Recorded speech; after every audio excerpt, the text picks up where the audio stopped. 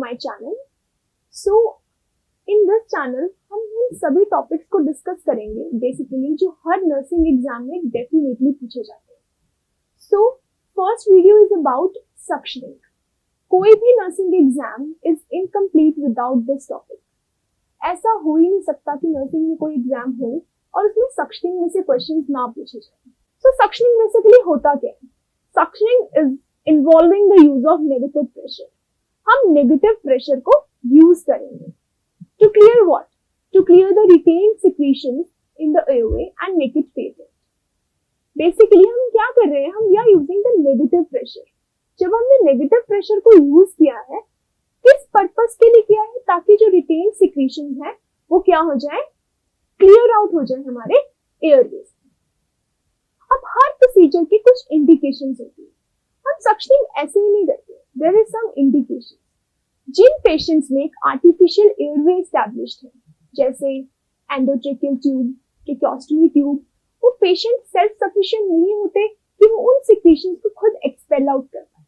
तो उस artificial airway को मेंटेन करने के लिए वी डू सक्शनिंग. तो उसके इंडिकेशंस क्या होते हैं? जिन भी पेशेंट्स में आर्टिफिशियल एयरवे प्रेजेंट है, उन पेशेंट्स में अगर लेबर्ड ब्रीदिंग हो रही है, अगर उनकी ब्रीदिंग एफर्टफुल है, तब हम सक्शनिंग करेंगे. अगर हमें कुछ विजिबल सिक्रीशंस दिख रहे हैं, सपोज कोई भी वेंटिलेटर पेशेंट है, उसमें विजिबल सिक्रीशंस है, ओरल सिक्रीशंस विजिबल है, then also we have to do the suction. तीसरी इंडिकेशन आती है fall in the saturation. Normal oxygen saturation कितना होता है? 95 to 100. जब भी उस सैचुरेशन में कोई फॉल आता है पेशेंट के, तब हम क्या करते हैं? सक्शनिंग करते हैं. या फिर अगर पेशेंट रेस्टलेस है, कोई भी साइंस ऑफ रेस्पिरेटरी डिस्ट्रेस है, जैसे इंटरकोस्टल रिट्रैक्शंस दिख रही हैं, एब्डोमिनल ब्रीदिंग दिख रही है, then also you have to do the suctioning. I hope it is clear. So उसके बाद आती है हमारी स्पेशल कंसिडरेशन. कुछ स्पेशल कंसिडरेशंस हैं ये वो पॉइंट्स हैं जिनमें से क्वेश्चंस बनते हैं एग्जाम्स में. So first special consideration is auscultate prior to suctioning. Suctioning करने से पहले we have to do the auscultation. ठीक है. सो स्पेशल कंसिडरेशंस क्या है? स्पेशल कंसिडरेशंस वो पॉइंट्स हैं जिनको हम फॉलो करते हैं, एंड यही वो पॉइंट्स हैं जिनमें से मेजर क्वेश्चंस हमारे फॉर्मुलेट होते हैं. Clear? So first special consideration is always auscultate prior to suction. जब भी सक्शन करना है, उससे पहले हमें क्या करना है? ऑस्कल्टेट करना है. We have to auscultate the respiratory sounds. We have to auscultate for the bilateral air entry.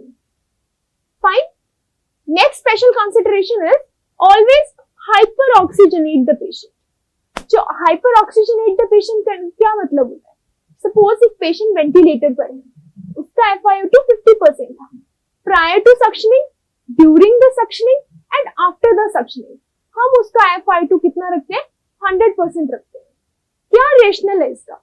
Why are we doing this FiO2 to 100%? Hyper oxygenation का रेशनल ये है कि जब हम नेगेटिव प्रेशर क्रिएट करते हैं, हम कहीं ना कहीं हाइपोक्सिया कॉज कर सकते हैं पेशेंट में. To prevent from hypoxia we are always hyperoxygenating the patient. Third is the most important. When are we supposed to apply the suction pressure? Suction pressure तब apply करना है जब हमें क्या करना है? Withdraw करना है suction catheter को. हमने पहले suction catheter को insert किया. We don't have to apply any pressure. Negative pressure तब apply करेंगे जब हम suction को circular motion में withdraw करते हैं. And this is the most important point जहां से सक्शनिंग में क्वेश्चंस फॉर्मुलेट होते हैं. Always apply suction pressure while withdrawing the catheter. Fourth, always use the correct suction pressure. Why correct? Optimum suction pressure हमें क्यों लेना है? अगर हम suction pressure को कम लेंगे तो हम secretions को completely clear out नहीं कर पाएंगे. But अगर हम suction pressure को एक्सीड कर जाएंगे नॉर्मल वैल्यू से, तो हम एयरवे इंजरी कर देंगे. कहीं ना कहीं चांसेस है कि पेशेंट को डैमेज हो जाए mucosa and the patient may have bleeding. तो सक्शन प्रेशर क्या होना चाहिए? बहुत ही optimum होना चाहिए. Now if we talk about the optimum pressure, first in the category of infants, it is 60 to 80 mm of Hg. 60 to 80 mm of Hg pressure जो होता है हमें अप्लाई करना है अगर आप infants का सक्शन कर रहे हैं. If we talk about children, 80 to 100 mm of Hg pressure is optimum for the children. अगर आप कम सक्शन प्रेशर अप्लाई करोगे, then also it is of no use. Higher pressure than this is harmful for the patient. So always do suctioning at optimum pressure. Next आता है suction pressure is in adults. यहाँ से questions आते हैं हमारी medical surgical में. 100 to 120 mm of Hg pressure is the most optimum pressure in the adults. But yes, maximum if they are asking, it can be exceeding up to 150. Maximum suction pressure कितना होता है? 150 mm of Hg. Next is one more important point. Suction duration. Always keep the suction duration less than 10 seconds. हमेशा suction catheter को insert करना है. Within 10 seconds, you have to complete the cycle of suctioning. क्योंकि आप hypoxia, you can cause desaturation in the patient if you are doing the prolonged suctioning. Clear? Next is maintain a sterile field. Maintaining a sterile field means you have to maintain 100% sterility. आप दोनों hands को use कर रहे हैं. Whichever your dominant hand is, both hands are gloved. जो हमारा dominant hand होगा उसको हमेशा we have to keep sterile. क्योंकि हम airway में entry दे रहे हैं direct. Any breach in the sterility will directly cause the invasion of the microbes into the airway of the patient, which can lead to further complications in the ventilator patient. So always follow the sterile field. It is also said that sterility को maintain करने के लिए suctioning should be done by 2 persons. 2 persons will enhance the sterility of this procedure. Clear? And last is documentation. Nursing procedure is about documentation. What was the amount of the secretion? Was it thick? Was it thin? We have to document the findings. Documentation means we have to optimally document, we have to write, we have to do the recording and reporting of any event. Suppose patient desaturate हुआ, you should document it. अगर कोई भी mishappening नहीं हुई है, then you can write it was an uneventful suctioning procedure. But documentation is a must. Next is suction catheter. अब हम suction कर रहे हैं. We should know what the suction catheter is. ये वो ट्यूबिन होती है जिसकी हेल्प से हम suction कर रहे हैं. So इसके भी कुछ catheter sizes होते हैं. हमें optimum size का catheter use करना है. ठीक है? For example, suction catheter को अगर हमें calculate करना है कि हमें कितना French का suction catheter लेना है, तो we should know the size of the ET tube. We will double it. ठीक है? For example, हमने यहाँ पे एक example से illustrate किया है.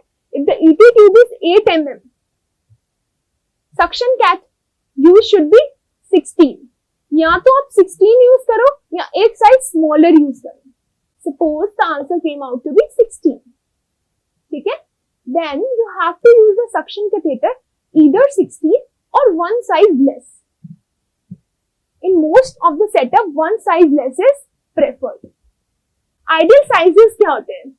In infants it is 6 to 8 French. In children it is 8 to 12 French. And in adults it is 14 to 18 French. Clear? So whatever we have discussed in suctioning in this video, everything is very important. From each line, they can ask you the suction pressure, they can ask you the duration, they can ask you when you have to apply the pressure, what are the sizes of the suction catheter we are using. Everything given in this video is very important. The e-notes have been shared in the description box below. So please do download that and please subscribe to our channel for more videos on nursing procedures. See, these videos will be very brief yet informative. So in very minimum time, you will be able to know a lot about this procedure. So for the e-notes and the quiz, both, please check the link in the description box given below. and stay tuned and subscribe for more videos. Thank you.